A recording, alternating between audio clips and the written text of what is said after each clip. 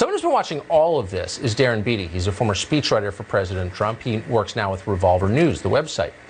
He says this is part of a familiar plan. In a recent piece, Revolver argued that Democratic operatives, including some who testified during the impeachment proceedings, are adopting the same tactics that U.S. intel agencies use to start so-called color revolutions in places like Ukraine. Darren Beattie joins us tonight to explain. Darren, thanks so much for coming on.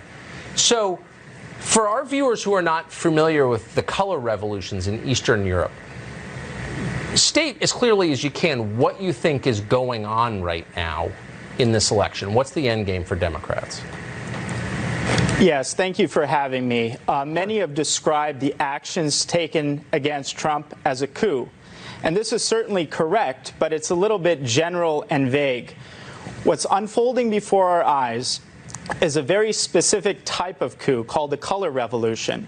It's a regime change model favored by many in our national security apparatus, particularly against Eastern European countries, to overthrow, target regimes that they don't like. One model, which is not the color revolution model, is purely sending a bunch of troops into a country and removing by military force a leader you don't like. That's like the Iraq model. Right. The color revolution model is a little bit more delicate and subtle.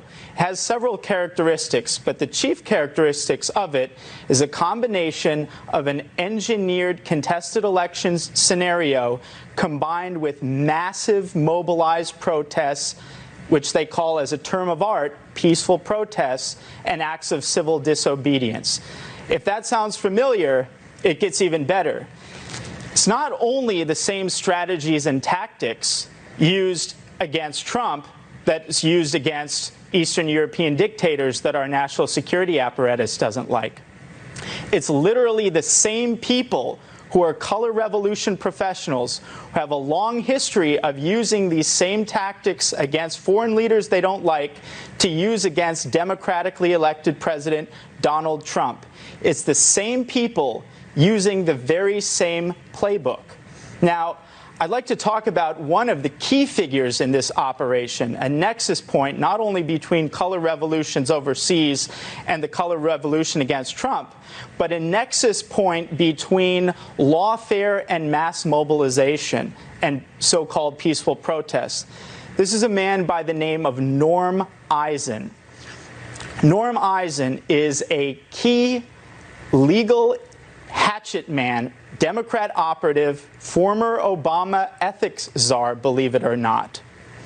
And he is also a key architect of nearly every effort to censor, sue, impeach, and overthrow the president. He is the author of, in fact, a color revolution playbook, literally called the Playbook.